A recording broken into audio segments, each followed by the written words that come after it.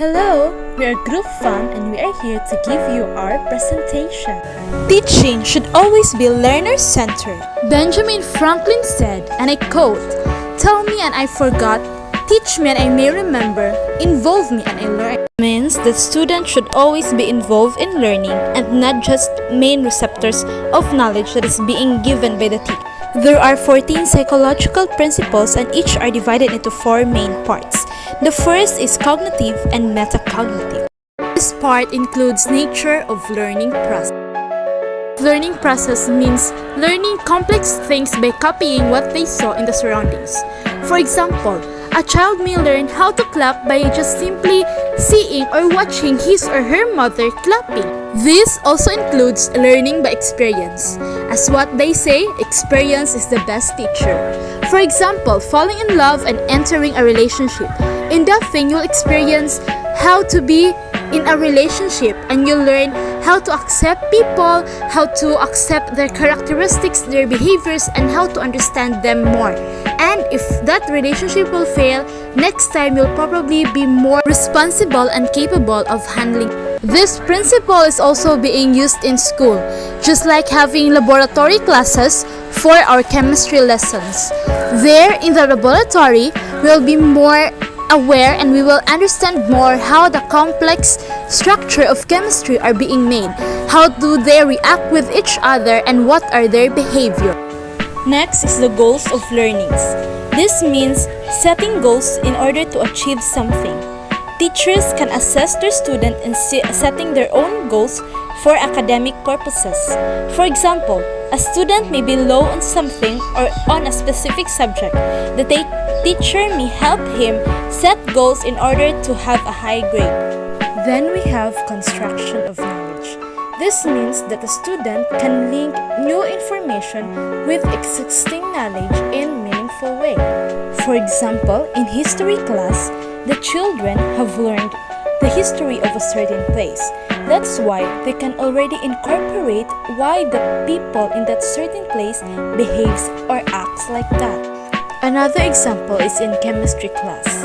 In our situation today, in the midst of this pandemic, the students have learned that ethyl alcohol kills almost 99.9% of viruses. That is very recommended for our life today. And then, in his or her chemistry class, the structure of ethyl alcohol is being presented and its components. So, the student can link the existing knowledge that ethyl alcohol can kill viruses to the new knowledge about its structures and its composition. Next principle is a strategic thinking. It is somewhat similar to the goals of learning process because goals are still used here. But in this one, the teacher will introduce ways to achieve the goals. The teacher will be the one to facilitate in the learning of the student. For example, a student have been finding chemistry class very difficult and the teacher have seen.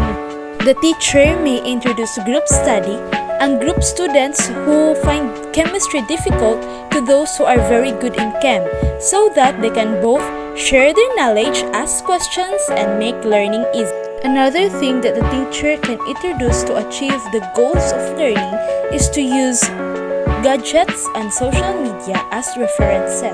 And also the teacher can share his or her study habits to help the students achieve their goal, which is to have a high grade. Then, second to the last is thinking about thinking. It is a metacognition which uses the voice in our head. Like for example, in a class, when you are really listening to a teacher, then after the discussion, you may ask yourself if, have I really understood the lesson? Or have I really know how to calculate the So, to facilitate learning in this case, the teacher may ask some questions about the takeaways of the student at the end of the lesson. It is also used in a real-life situations, just like asking if what you have done is really bad or asking yourself about something you have did earlier to clarify why you have did that thing. And lastly, we have the context of learning. This includes the environmental factors that affects learning. For example, lack of laboratory equipments may lead to students not really understanding the real meaning of the lesson. Next is also the lack of facilities of the new gadgets. And we have the noise in the environment that may really interrupt learning for students.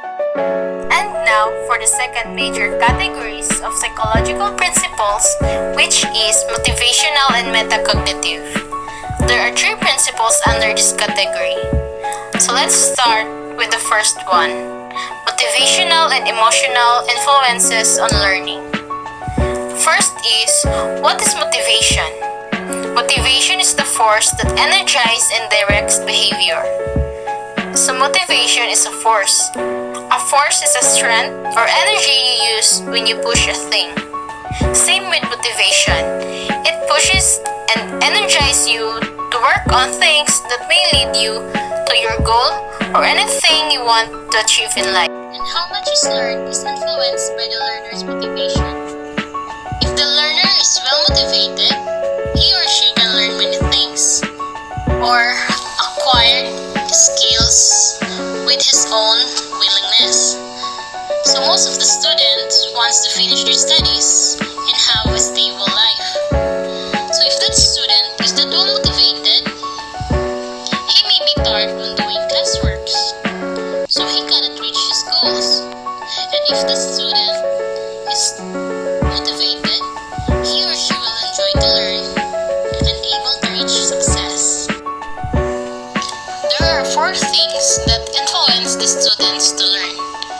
Motivation to learn, in turn, is influenced by individuals' emotional states, beliefs, interests, and goals. So first, emotional states, like if you are comfortable in the classroom and happy with the environment, and even sad days you have can affect you to learn. Second, belief. If you can relate with the discussion and you have your own beliefs or ideas, you can participate. And next is interest and goals. This is the most common motivation we have. Diba, we have different interests and goals in life that we want to achieve, so we better good in class to achieve it.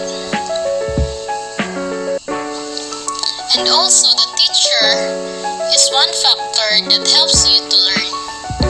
So dapat we have teachers also na good in handling their students to catch their interest in class.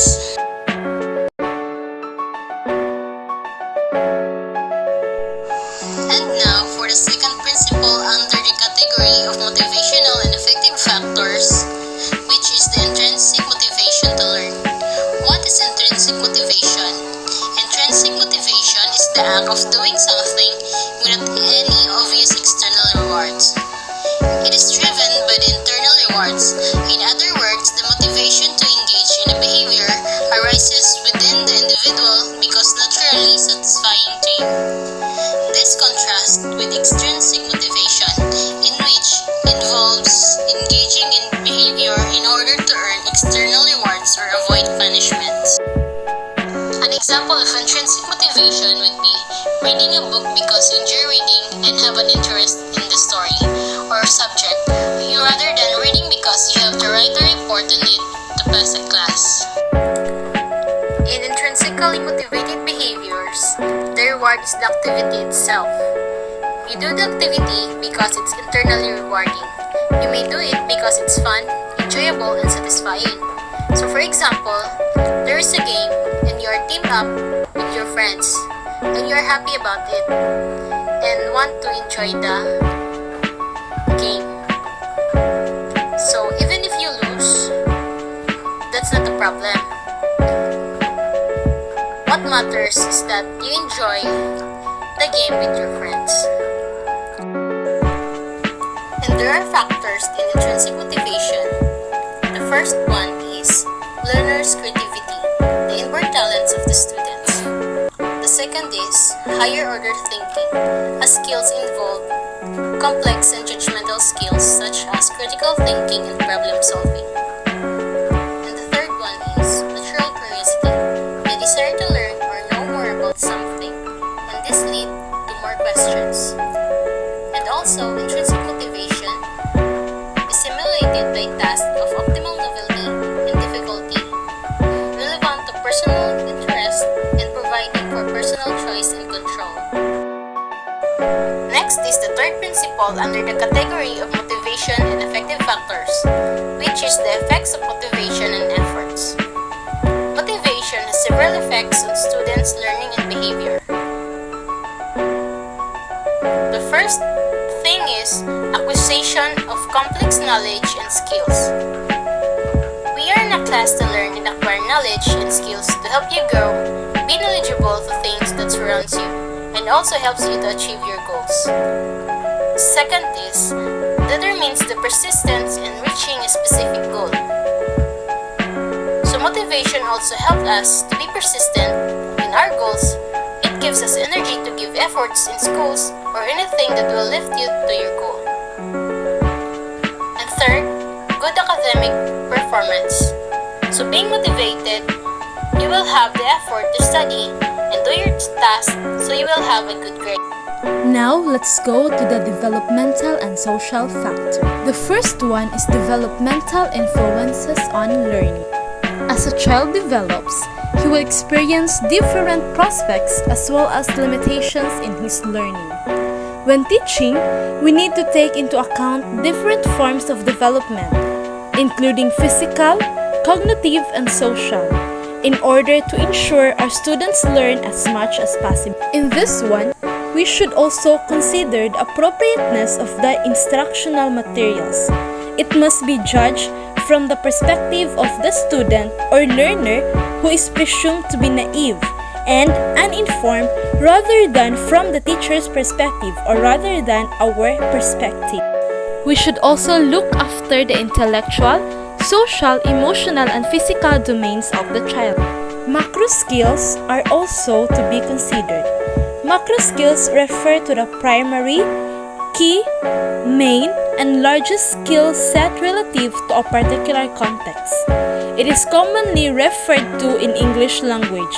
The four macro skills are reading, listening, writing, and speaking.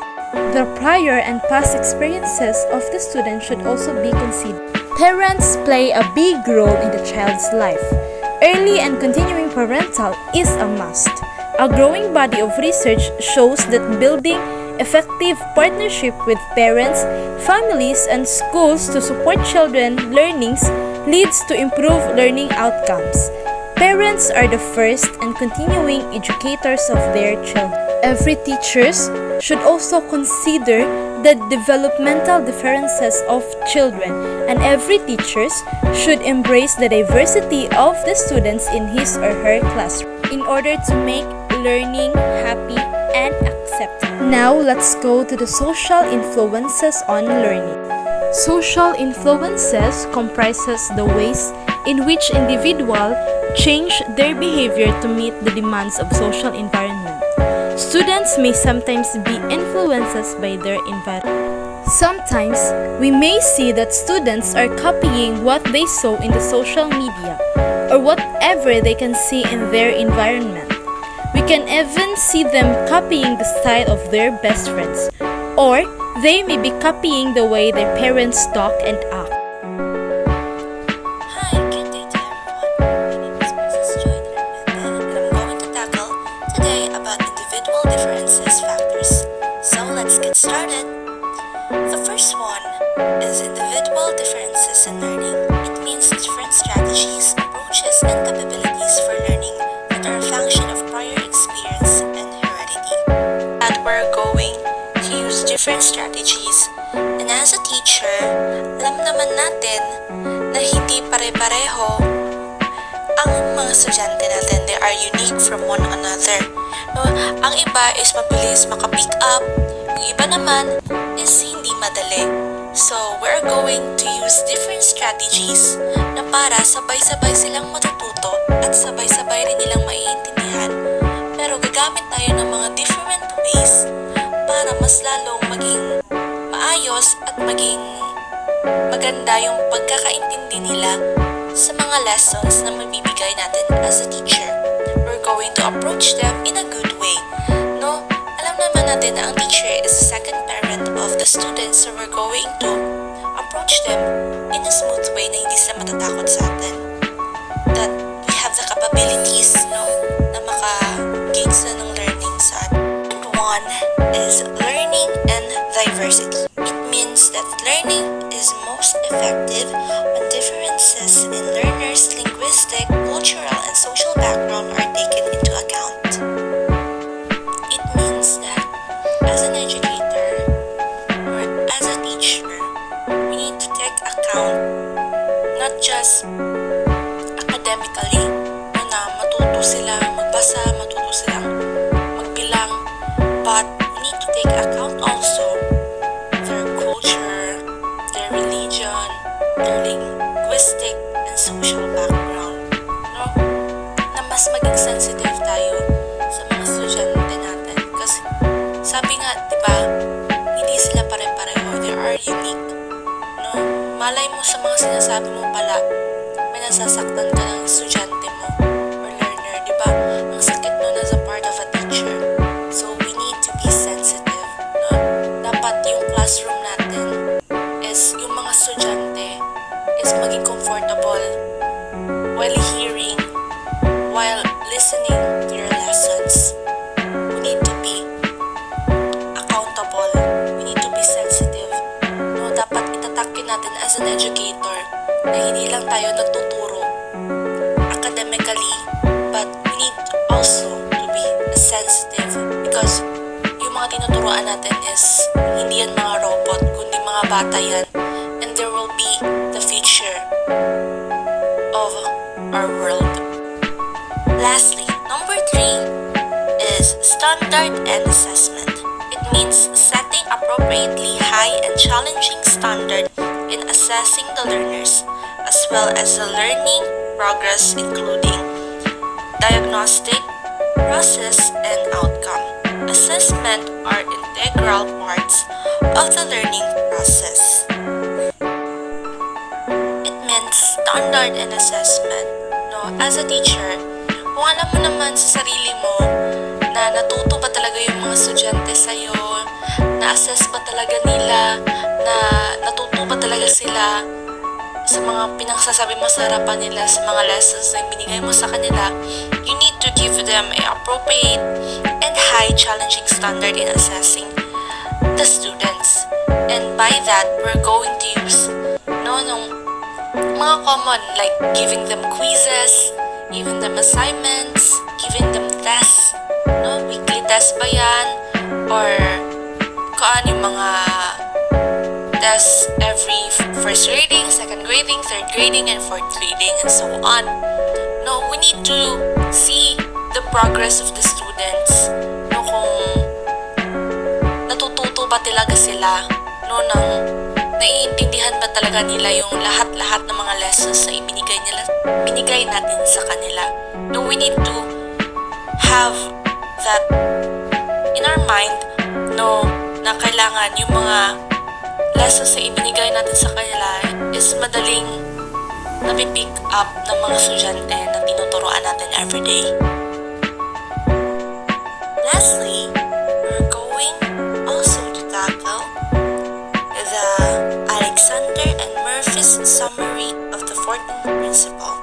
So, there are 5: the knowledge base, strategic processing and control, motivation and affection, individual and development differences, and situation or context.